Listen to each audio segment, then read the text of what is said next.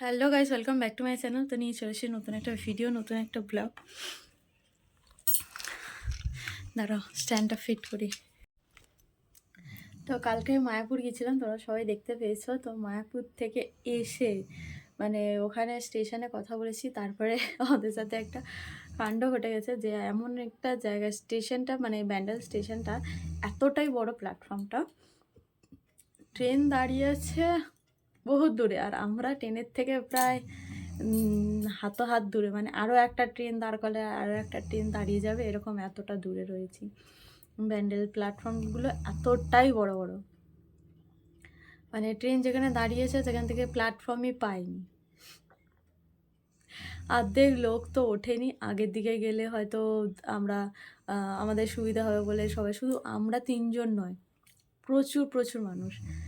তো সেই সময় ভিডিও করিনি আমি, আর ভিডিও করার কথা মাথাতে ওঠেনি। তখন মনে হচ্ছে বাড়ি যাব এই চিন্তাটা হচ্ছে। তো সেখান থেকে তারপরেই আবার একটা ট্রেন দিয়ে দিয়েছিল, সেটা 8:30টায় ছাড়ার কথা ছিল। আর যেই ট্রেনটা বললাম মুখের সামনে থেকে বেরিয়ে গেছে, সেটা হচ্ছে 7:55 ছিল। তারপরে সঙ্গে সঙ্গে একটা ব্যান্ডেল টু হাওড়া লোকাল দিয়ে দিয়েছে সেইটা। আর সেটা 8:33-এ ছাড়বে। আর 8:33-এ ট্রেনটা করে এসেছি বাড়িতে আস্তে আস্তে 9:45 9:10 মতন বেজে গেছে। আর দেখো এখন দুপুরবেলা রান্না টান্না করে খাওয়া দাওয়া হয়ে গেছে, এরা সবাই ঘুমাচ্ছে, দুজনে বাপ বেটি মিলে ঘুমাচ্ছে। আর আমি ভাবছি এখন একটু ভিডিও করব। আর স্ট্যান্ড মানে যে কাজটা করি সেই কাজটা আনা হয়নি, ভাল লাগছে না, ভালো লাগছে না। কালকে এক গামলি সব জড়ো করেছি, বের করে আজ সকালবেলা। তো সেগুলো সব কালকে কাচবো। তো মালটা নিয়ে আসলে সেগুলো আর কাচাকুচি হবে না, মাল নিয়ে বসে থাকবো। আর শরীর দেবে না, মাল টাল করার পরে যদি কাচাকুচি করতে বসি না, শরীর দেবে না। তো তার জন্য আমি বললাম যে থাক, দরকার নেই, পরে দেখা যাবে। চলো, রান্না টান্না করে খাওয়া দাওয়া হয়ে গেছে। আমি এখন একটু রেস্ট নিয়ে তারপরে ভিডিও বানাবো। রাত্রিবেলা তোমাদের দাদাভাই এনেছে আবার মাংস, তো সেই মাংস রান্না হবে। ভাল লাগে না আমার আর, সেই মাংস রান্না হবে। মাংস রান্না করে তারপরে তোমাদেরকে বিকালবেলা দেখাবো। তো গাইস, কালকে রাত্রিবেলা এতটাই মাথা যন্ত্রণা করছিল, বাড়িতে এসে মুগের ডাল সেদ্ধ মানে মুগ কড়াই সেদ্ধ আলু সেদ্ধ দিয়ে করে খেয়ে নিয়েছি তিনজনে মিলে। এখন খাবি? তিনজনে মিলে খেয়েছি। আর না, মাথায় চপচপ করে তেল দিয়েছি, এখনো মাথায় তেল চপচপ করছে, বুঝতে পারছো দেখে। এও মেখেছে, আমি মাখছিলাম বলে একেও মাখিয়ে দিয়েছি। না তেলটা তেলটা মাখতে মাথাটা একটু ঠান্ডা হয়েছে, মানে যন্ত্রণাটা কমেছে, শান্তিতে ঘুমাতে পেরেছি। এই মাথা যন্ত্রণাটা কিসের জন্য হচ্ছে বুঝতে পারছি না। মাঝে মধ্যে কোথাও বেরোলে, বিশেষ করে রোদ্দুর ফোদ্দুর চোখে লাগলে মাথা যন্ত্রণা শুরু হয়ে যাচ্ছে।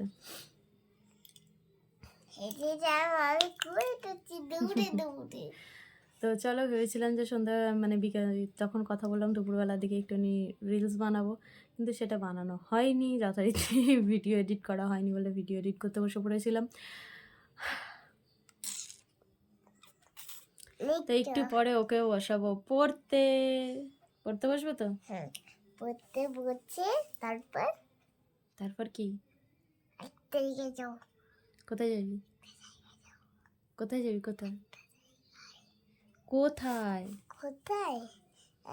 মা আর সত্যি বলছি, বৃন্দাবন মানে বৃন্দাবনই বলছি, কালকে মায়াপুরে যে গেছি, কাশি করেছে দেখেছো। কালকে যে মায়াপুরে গেছি, নবদ্বীপ মায়াপুরে, মানে ওখানে মানে ভোগ খেয়েছি যেহেতু। দাঁড়াও, বলো। আমি হেঁটে গেছিলাম, আমরা কি দেখতে পেয়েছি? হাতি। না না, আমরা হেঁটে কোলে যাচ্ছিলি, তখন আমরা কি দেখতে পেয়েছি? কি দেখতে পেয়েছো বলো?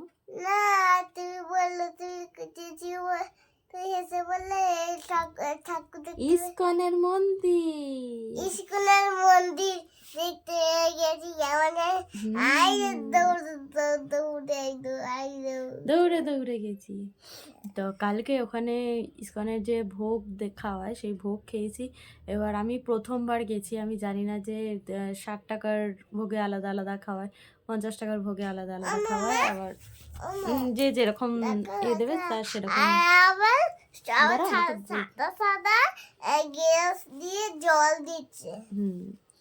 তো আমি তো জানি না, এবার তোমাদের দাদাভাই এর আগে গিয়েছিল, সে তো বলবে যে আলাদা আলাদা আছে, আগে দাঁড়াও মেনুগুলো দেখো তারপর আমি কী করেছি, আমি হচ্ছে সবকটাই সমান, আমি 50 টাকা দিয়ে ভোগের টুকন কেটে নিয়েছি। তো ভোগের টুকনটা কেটে নিয়েছি, কিন্তু 50 টাকা দিয়ে ভোগের টুকনটা হয়তো কেটেছি, তোমাদের দাদাভাই ইচ্ছে ছিল 60 টাকা দিয়ে।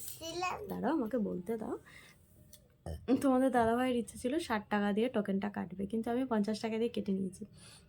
তো যাই হোক, 50 টাকা হোক বা 60 টাকা হোক, মানে ভোগটা এতটা সুন্দর আর এত তৃপ্তি করে ভোগ হোক বা 60 টাকার ভোগ হোক, সেই ভোগটা এতটা সুন্দর, এতটা তৃপ্তি করে খেয়েছি।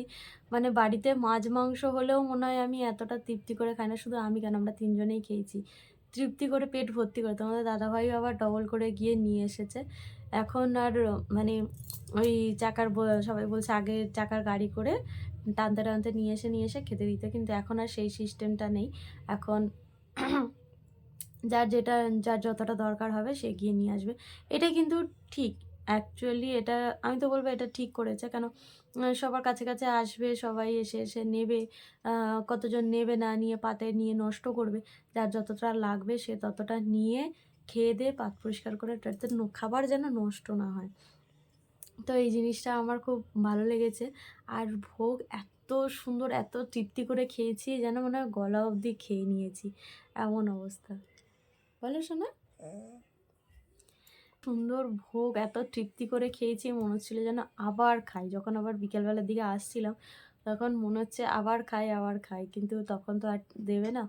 সে এবার রাত্রিবেলা দেয় কি দেয় না আমি তা জানি না, আমার জানা নেই রাত্রিবেলা। তবে ওখানে একটা জায়গায় শোয়ার ব্যবস্থা রয়েছে, একটা জায়গায় না, 2টো জায়গায় দেখলাম যারা বিশ্রাম নিতে চায়, বিশ্রাম নেওয়ার জায়গা রয়েছে। শুধু রাত্রিবেলা থাকতে দেবে কি দেবে না তা জানি না। একজনকে জিজ্ঞেস করলাম, ওরা বললো এখানে আমরা রাত্রিবেলাও থাকবো। তো ভালো, ওরকম জায়গায় যদি রাত কাটানো যায় বা থাকা যায় তাহলে তো ভালো। মন্দির আছে সামনেই, মন্দির তার পাশে, তুমি থাকতে পারছো তীর্থস্থানে, রাস্তায় ইস্কনের মন্দিরের ভেতরে। বাঘ মন্দির ছিল, বাঘ মন্দির না, গেটের উপরে সিংহ ছিল। সিংহ। তো ওরকম একটা জায়গায় থাকা বা মন্দিরের মধ্যে রাত কাটানো, তো একটা ভাগ্য থাকা দরকার। হ্যাঁ, সিংহ ছিল কালো করে। তো চলো একটু পরে একে পড়তে বসাবো, পড়তে বসিয়ে তারপর রান্না করবো। একটুখানি শোবো। তো গাইস, এই নাইটিটা দেখছো, প্রথমে এই নাইটিটা পরেছিলাম, তো তারপরে সকালবেলা মা বাপির হাত দিয়ে এই নাইটিটা পাঠিয়ে দিয়েছে, ওই বাড়িতে দিয়েছিলাম একটু ডবল করে সেলাই করার জন্য। তো মা পাঠিয়ে দিয়েছে, তো সন্ধ্যাবেলা অতটা ঠান্ডা লাগেনি ঘরের মধ্যে যেহেতু ছিলাম। তারপরে যখন বাইরে বেরিয়ে রান্না টান্না করতে গেছি তখন দেখি কি ঠান্ডা লেগেছে, আমি যে যাই পাঠিয়েছে যখন পরে নিই। তো নাইটিটা কীরকম লাগছে সেটা জানিও কমেন্ট করে। আর রান্না ওদিকে বসিয়ে দিয়েছি, বাইরে গিয়ে এখন আমি কথা বলতে পারছি না, কারণ বিশাল জোরে টিভি চলছে, বিশাল জোরে। দেখো দরজাটা বন্ধ করে দিয়ে আমি কথা বলছি, বিশাল জোরে টিভি চলছে। আমি একবার দেখিয়ে দিচ্ছি তোমাদের। আটা মাখা হয়ে গেছে, মাংসও বসিয়ে দিয়েছি।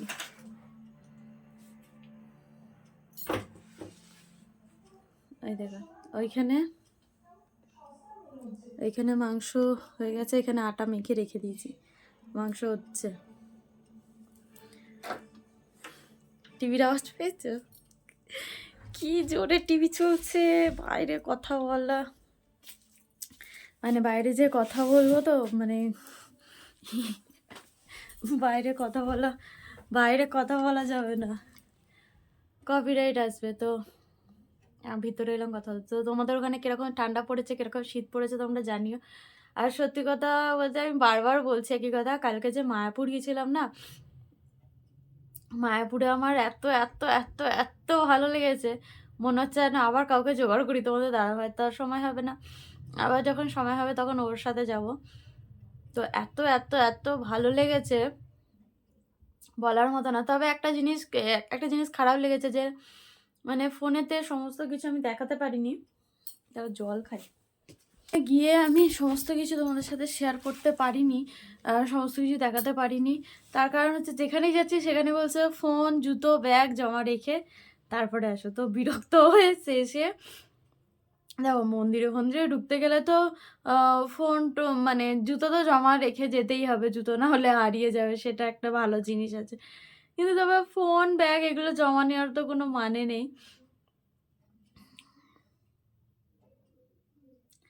একদিকে হয়তো জমা নিচ্ছে আমাদের সেফটির জন্যই, হয়তো জমা নিচ্ছে চুরি ডাকাতি এই সমস্ত কিছু ছিনতাইবাজের হাত থেকে বাঁচার জন্য। তো অনেকে আছেন এরকম ব্যাগ নিয়ে দাঁড়িয়ে আছে, ব্যাগের চেন খুলে বা চেন কেটে কিছু জিনিস বের করে নিচ্ছে, তো তার সাবধানতার জন্যই হয়তো নিচ্ছে, কিন্তু আমাদের বিরক্ত লাগছে বারবার ধরে জমা দেওয়া। তার জন্য শেষের দিকে কি করেছি, একবারে জমা দিয়ে দিয়েছি, খালি পায়ে ঘুরেছি আর নিইনি। সেই একদম বিকেলে বেরোনোর পথে নিয়েছিলাম, প্রথমে একবার নিয়েছিলাম, নিয়ে তোমাদের সাথে কথা বলেছি, তারপরে দেখি আবার বলছে জমা দিতে, মানে আবার যেখানে গেছি সেখানে বলছে জমা দিতে, সেখানে জমা দিয়ে আমি আর বেরই করিনি। বিরক্ত লাগছে। তারপরে শেষে আসার সময় নিয়ে বেরিয়ে এসেছি। খালি পায়ে ঘুরেছি, গোশালা টোশালা সব খালি পায়ে ঘুরেছি। কি করব? সব জায়গায় ফোন বলছে, ফোন নিয়ে ব্যাগ নিয়ে। আর সত্যি কথা বলতে ব্যাগ না, ফোনটা নিয়ে কোনো অসুবিধা হচ্ছে না। ব্যাগ কাঁধে করে নিয়ে ঘুরতে একটু ইরিটেটিং লাগছে, বিরক্ত লাগছে, কাঁধ-ফাত ব্যথা হয়ে যাচ্ছে। একবার তোমাদের দাদাভাই নিচ্ছে, একবার আমি নিচ্ছি। তো যেই নিচ্ছি না কেন ব্যাগের মধ্যে একটা ২ লিটারের জলের বোতল ছিল। তো সেই ২ লিটারের জলের কিছু থাক আর নাই থাক ২ লিটারের জলের বোতলটার জন্য, আর যখন বেলা বাড়ছিল তখন আমরা সব সোয়েটার-ফোয়েটার খুলে দিয়ে ব্যাগের মধ্যে ভরে রেখেছিলাম। তো সেই একটা ওয়েট ছিল। এই ঘাড়ের এই জায়গাটা না কেমন টান ধরছিল। দেখো প্রত্যেকদিন ডেইলি বেসিকে যারা ক্যারি করে তাদের জন্য সেটা কমফোর্টেবল ফিল হলেও আমরা তো আর ডেইলি বেসিকে ব্যাগ ক্যারি করছি না। তো তার জন্য আমাদের জন্য একটু আনকমফোর্টেবল ছিল। তো যাই হোক, খুব ভালো লেগেছে আমার। আবার যাবো। যদি কেউ চায় আমাকে যদি খবর দেয় আমি আবার যাবো। এমনকি আমার মাকে নিয়ে একবার যাবো। আমার মা বলেছে ভালো করে দেখে আসবি। দেখে এসে আমাকে জানাবি, আমি যাবো। মাকে নিয়ে যাবো। খুব শিগগিরই যাবো মাকে নিয়ে, ভাবছি জানুয়ারির দিকেই একবার যাবো।